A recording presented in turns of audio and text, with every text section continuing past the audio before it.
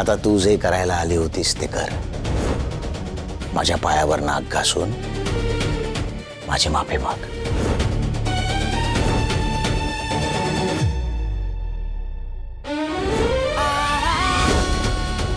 Come on.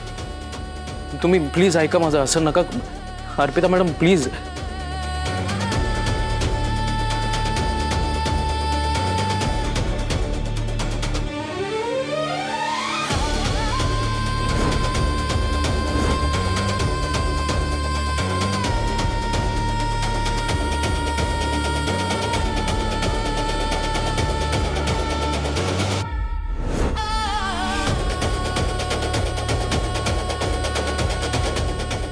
Shoes चांगलेच clean झालेत की.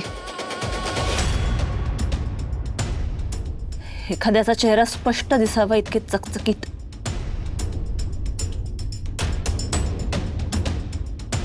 मग स्वतःचा चेहरा नाही बघता आला तुला?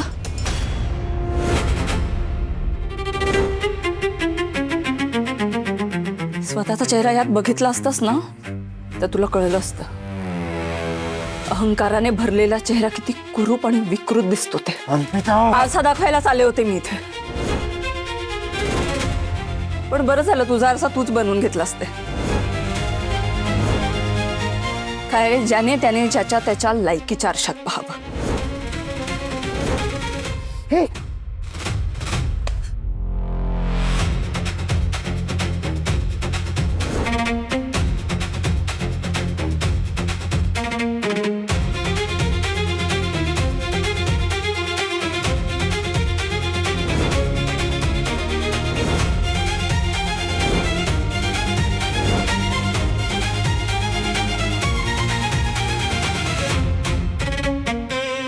तुला या आधी सांगितलं, मी तो प्रत्येक हात तोडून टाकीन जो अर्पिता मॅडमच्या दिशेने उठला.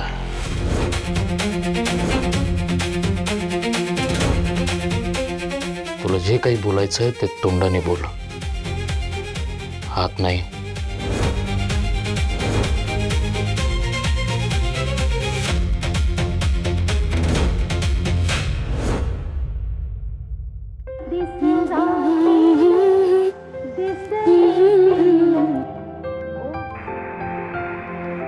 आओ बदलता कशाला गाणं, राहू दे तेच.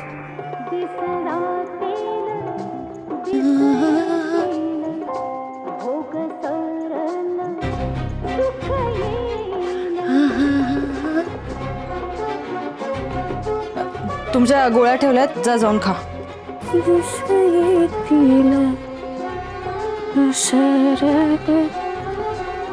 आओ डबडं राहू दे इकडेच, ठेवा दे.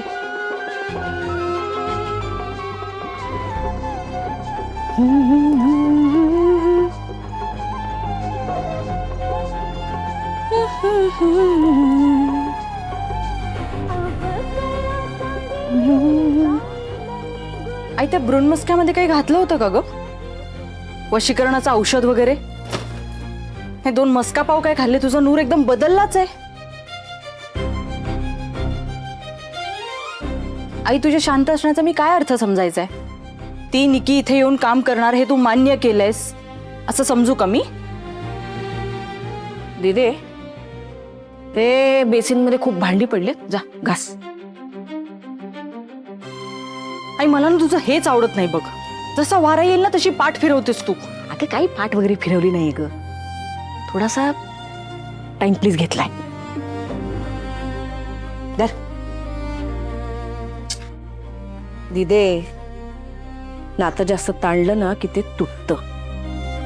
आणि आपल्या समीरच्या बाबतीत मला हे होऊ द्यायचं नाही, म्हणून थोडीशी माघार घेतली. अगं अरे अरे ओ शेट, याला काय झालं काय माहिती? निकी फोन उचल यार प्लीज. काय चालू असेल तिकडे यार? ठीक असेल का सगळं? ब्रोला विचारतो. नाही नाही नको, तो आल्यावर विचारतो त्याला. काय रे एवढं का तणतणतोयस? काय नाही, अर्पिता वहिनीच्या बाबांना बरं नाहीये. त्यांना खूप त्रास होतोय ना, म्हणून ब्रो आणि वहिनी तिथे गेलेत भेटायला. त्यालाच फोन करत होतो पण काय उचलत नाही ना. बघितलं आई, आता यालाही काळजी वाटायला लागली त्यांची. ए दिदे, ए कसं बोलतोयस तू? कशाला काढे लावते मग ती? तू नको ना तिला भडकू. कशाला भडकवते? दिदे काही काळजी बिळजी वाटत नाहीये. हा, समर्पिता किचन मध्ये जे जुने क्लायंट्स आहेत ना ते पुन्हा फोन करतायत. त्यांना टिफिन सर्व्हिस परत चालू करायची हे सगळं सांगायचंय त्या ब्रोला माझ्या, म्हणून मी करतोय फोन. उगाच काय अरे ना, एवढं काय असतं? आलो. अरे अरे हेमंत, बाईकची चावी दे ना. काय पोर काय आला, काय गेला काय? या आता अर्पिताचे बाबा आजारी पडले म्हणजे अजून एक खर्च. त्यांच्या घरात कोणी कमावतं नाहीये ना, म्हणून बोलवून घेतलं असेल जावयाला. मला ना कधी कधी शंका येते की खरंच यांच्या घरात एवढे प्रॉब्लेम्स आहेत की समीरकडून पैसे उकळवण्यासाठी ही नाटकं करतायत.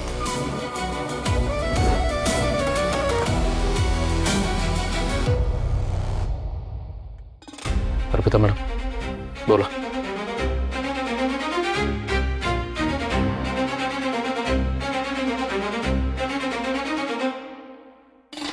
मी माफी मागावी अशी अट ठेवलीस ना तू? का मी माफी मागायची तुझी? सगळ्या गोष्टींसाठी तू मला दोष दिलास. माझ्यामुळे आपलं लग्न मोडलं असं सगळ्यांना सांगितलंस, माझ्या घरच्यांसमोर असंच चित्र उभं केलंस. पण मी आपलं लग्न स्वतःहून कधीच मोडलं नव्हतं आणि याचा मला आयुष्यभर पश्चाताप राहील. मीच काय, जगातल्या कुठल्याही मुलीने तुझ्याशी लग्न करावं असं नाहीच आहेस तू. आपलं लग्न ठरल्यावर तुझं खरं रूप मला कळतं. तुझ्या त्या सर्कलमध्ये तुम्हाला तुझी होणारी बायको म्हणून नाही, एखादी वस्तू, एखादी ट्रॉफी म्हणून मिरवत होतास. आपल्या लग्नाला मी होकार द्यावा म्हणून तू नचिकेत दादाला सरकारी नोकरी मिळवून दिलीस. निकीच्या कोचिंगची फी भरलीस. स्वतःची श्रीमंती दाखवण्यासाठी क्रेडिट कार्ड दिलंस घरी. का? यातलं काहीच आम्ही मागितलं नव्हतं.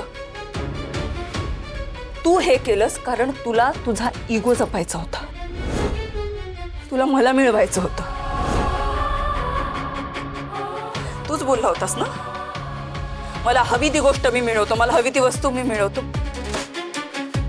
पण फिरत मी वस्तू नव्हते रे, मी माणूस आहे.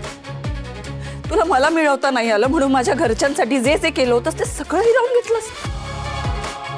तुझ्याशी लग्न झालं असतं ना तर माझ्यासारखी कमनशिबी मीच ठरले असते. एका अर्थी बरंच झालं की तूच नकार दिलास आपल्या लग्नाला. समीरशी लग्न केल्यामुळे मी खऱ्या अर्थाने सौभाग्यवती झाले.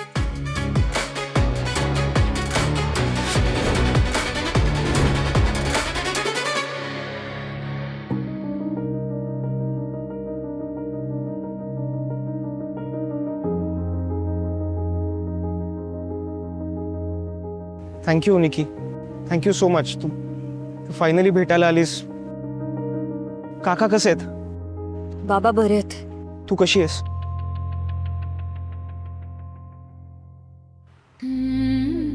मला काहीच कळत नाहीये रे.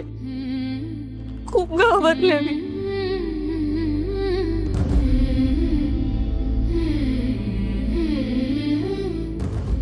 निकी ऐक ना, तू शांत हो ना प्लीज. तू प्लीज रडू नकोस ना.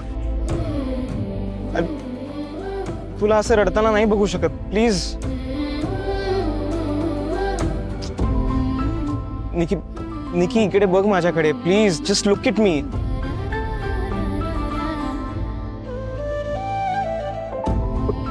तू स्ट्रॉंग गर्ल आहेस राईट? हा, तू फायटर आहेस ना तुझ्या दी सारखी? मी नाहीये स्ट्रॉंग. मला नाही सहन होतंय सगळं.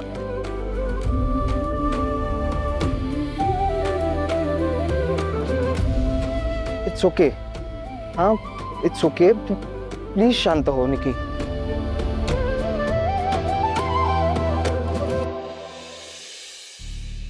नव्हते बोलणार मी तुझ्याशी.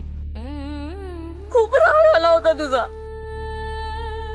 पणच बाबांची कंडिशन पाहिली, डोळ्यांसमोर घराला नात्यांना बरबाद होताना पाहिलं रे. खूप एकटं वाटलं. तुझी आठवण आली आणि वाटलं की तुझ्या कुशीत शिरून रडावं म्हणून मेसेज करून बोलवून घेतलं. सलीम, मी खूप घाबरले रे. खूप टेन्शन आलंय मला सगळ्याचं. बाबा आजारी आहेत, आईचं वागणं, तर आता घरी नाहीये. वहिनी स्वतःला सावरेल की आम्हाला? मी एकटी हे सगळं नाही फेस करू शकत. पण नको करूस एकटी फेस निकी. मी आहे ना, मी कायम तुझ्यासोबत आहे. Like always. Please trust me.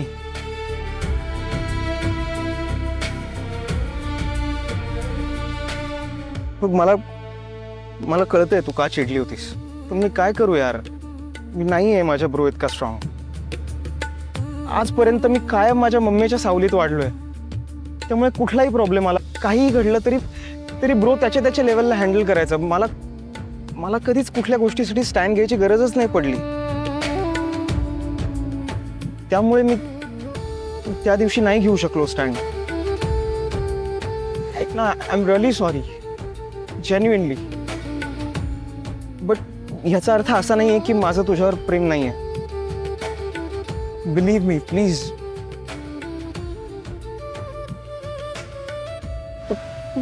आता नाही ना सोडून जाणार मला?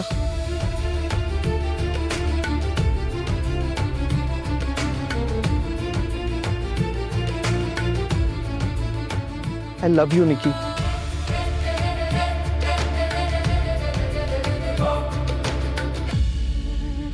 तुला काय वाटलं होतं लग्नाच्या मांडवात मला एकटीला सोडून गेल्यावर मी आणि माझे बाबा तुझ्या मागे मागे येऊ, तुझ्या पाया पडू, विनवण्या करू की प्लीज प्लीज माझा स्वीकार कर? मुलीची जाते ना, लग्न मोडलं की बदनामी होते. पण असं काही झालं नाही विराज. उलट तुझा इगो हर्ट झाला. म्हणून आजपर्यंत तू प्रयत्न करतोस की कशी अर्पिता आणि तिच्या घरचे माझी माफी मागतील. पण तुझ्या नशिबात ना वाट बघणंच लिहिलंय. तू निघून गेलास आणि ह्यांनी माझा हात धरला आणि मला हवा तो मान सन्मान मिळवून दिला. माझं नशीबही माझ्या बाजूने होतं रे. म्हणून तुझ्यासारख्या विषारी सापाच्या विळख्यातून मी सुटले. तुला काय वाटलं रे, माझ्या आईबाबांना असं कोंडीत पकडलंस, तुझ्या सत्तेचा, पैशांचा आणि कॉन्टॅक्टचा चुकीचा वापर केलास की मी तुझ्यासमोर येऊन झुकेल? आणि खरं सांगू का, 6 महिन्यांपूर्वीची अर्पिता असते ना, ती झुकली असते तुझ्यासमोर. पण ही समीरची अर्पिता आहे.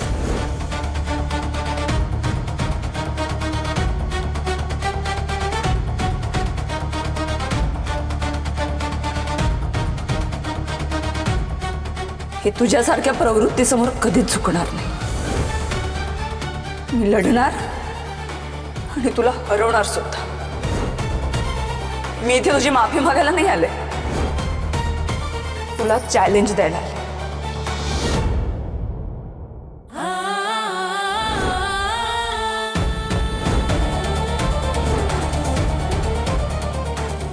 लाव तुझी सगळी ताकद पणाला.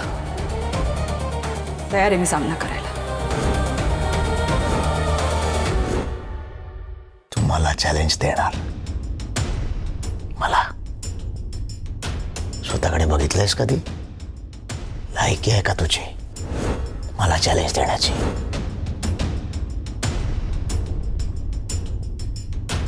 हे बांगड्या भरणारे हात मला हरवणार? अरे हट.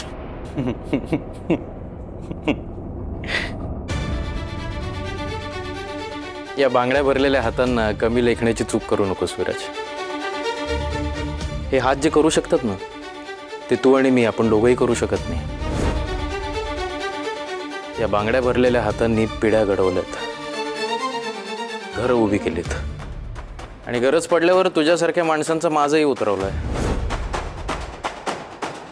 या बांगड्या म्हणजे कमकुवतपणा नाही, संस्कार आणि सामर्थ्याची ओळख आहे. स्त्रीचं मन आणि मनगट यातला दुवा येतो. याच्या नादी लागलास ना तर तुझ्या समोर उभी असलेली सरस्वती कधी दुर्गा होईल हे तुलाही कळणार नाही. स्त्रीची शक्ती अजून तुला कळली नाही विराज. या बांगड्या भरणाऱ्या हातांनी तलवारीही चालवल्यात हे लक्षात ठेव. कधी तुझा महिषासूर करतील तुझं तुला कळणार नाही.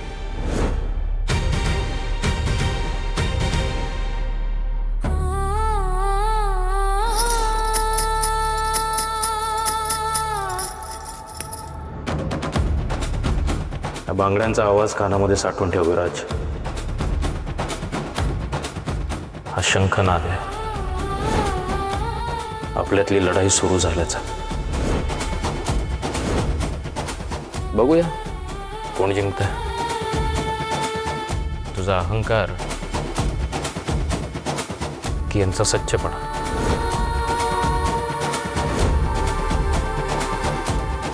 चला अर्पिता मॅडम.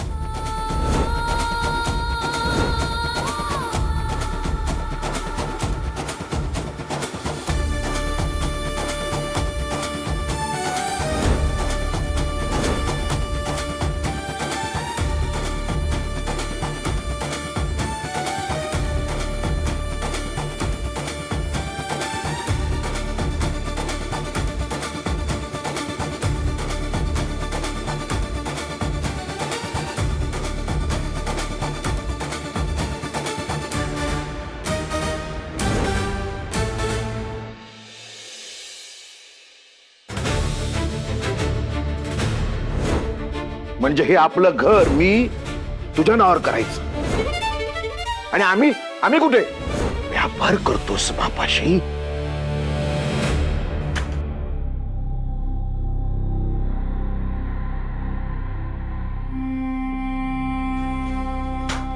याला म्हणतात चित भी मेरी और पट भी मेरी.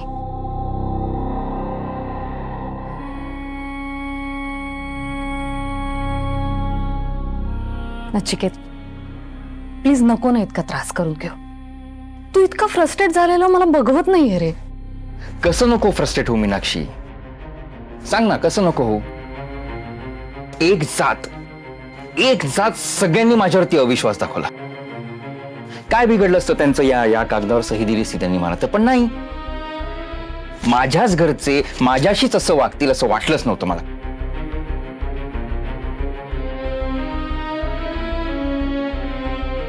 पण मला माहिती होतं ते असेच वागतील. हो नचिकेत, ती माणसं आहेत ना मनाने कधीच तुझी नव्हती.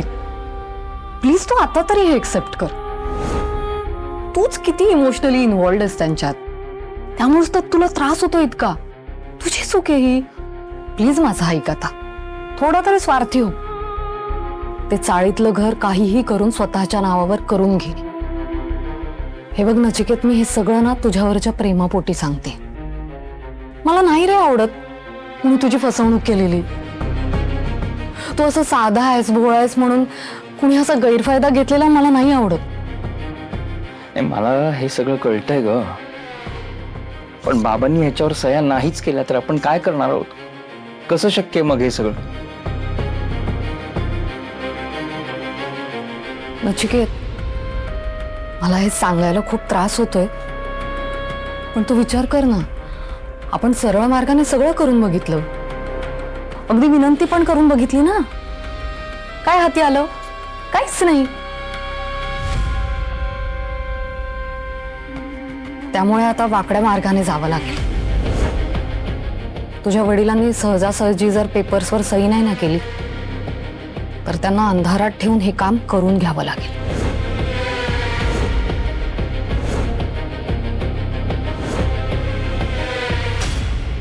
अर्पिता मॅडम, ऐका, हे बघा, तुम्ही जरा शांत व्हा ना.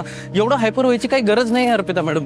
म्हणजे योग्य वेळी राग येणं चांगलं आहे, पण तो राग आपला त्रास नाही होता का म्हणा आपल्याला त्या रागाचा. आपण समोरच्यावर काढून मोकळं व्हायचं. हा अर्पिता मॅडम, हे बघा तुम्ही खूप हायपर होताय.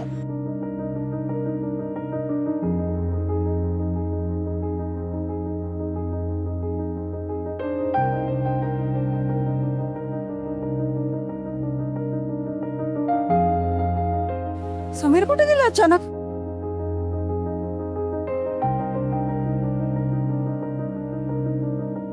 समीर, अहो अहो, कुठे गेले हे? अहो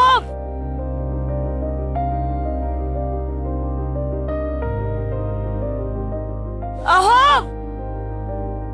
अहो समीर, अहो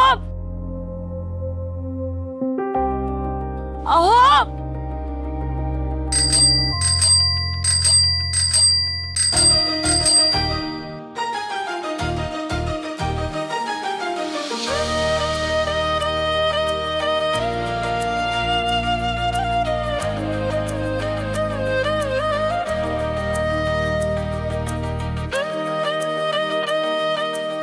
काय प्रकार आहे? हा चहा आहे. अर्पिता मॅडम, लाख दुखों की एक दवा. आणि तुम्हाला तर माहितीच आहे, खूप टेन्शन आलं की भरपूर साखर घालून चहा प्यावा. एकेका घोटासरशी एक एक दुःख पचत जातं. बरोबर. पण काही टेन्शन्स चहा आणि साखरेच्या पलीकडचे असतात. तेही बरोबरच आहे, पण चहा प्यायल्याने प्रॉब्लेम सॉल्व्ह होणारच नाहीये. मग कशाला हे सगळं? हे सगळं यासाठी की चहा पिऊन मेंदूला थोडी तरतरी मिळावी, चेहऱ्यावर थोडं स्माईल यावं आणि मग विचार करता यावा प्रॉब्लेम सॉल्व्ह करायचा कसा. माझा मूड बदलण्यासाठी करताय ना हे सगळं? कळतंय ना तुम्हाला? अहो मग बदला ना मूड. अहो पण एक असं- मिनिट, एक मिनिट.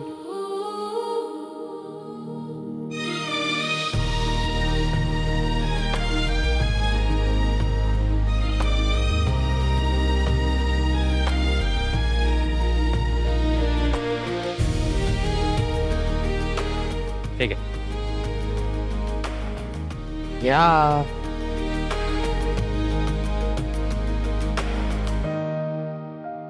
अर्पिता मॅडम, मला माहिती आहेत अशा काही गोष्टी घडल्यात ज्या घडून आहे. त्याचं तुम्हाला वाईटही वाटलंय, रागही आलाय, मलाही आलाय. पण तो राग आपण विराज समोर जाऊन व्यक्त केलाय. मग झालं ना, आता पुढे जायचं, चेहऱ्यावर परत स्माईल आणायचं. कारण राग संकटांशी लढण्याची एनर्जी देत नाही, ती एनर्जी स्माईल देत. हे सांगण्यासाठी तुम्ही चहाचं अख्खं दुकान आणलं तिथे? ते काय आहे, मला माहिती नव्हतं ना तुमच्या रागाची इंटेन्सिटी काय आहे. एक कप चहा पिऊन राग शांत झाला नसता तर आणखीन डोस द्यायला लागले असते ना, म्हणून मग किटलीच घेऊन आलो. हे असंच असंच हसत राहा तुम्ही असं हसत असलं ना की कसं वाटतं माहिती? कसं?